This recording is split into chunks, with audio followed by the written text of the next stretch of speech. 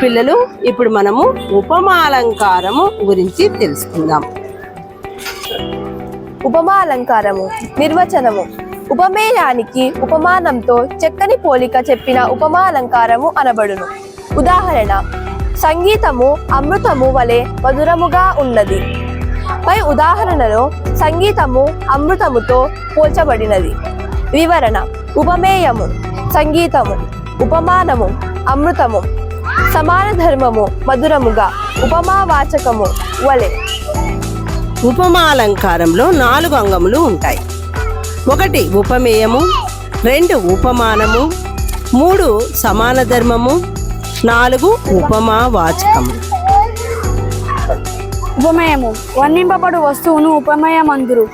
ఉపమేయమును ప్రకృతమనియు, ప్రస్తుతమనియు, వర్ణమనియు 3 రకములుగా చెప్పుదురు.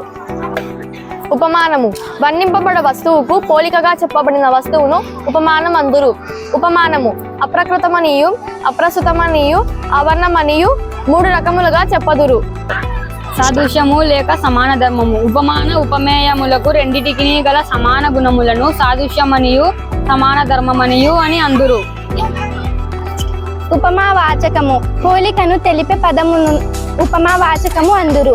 వలె, భంగి, పగిది, బోలె, మాఘి మొదలుగునవి ఉపమావాచకపు పదములు.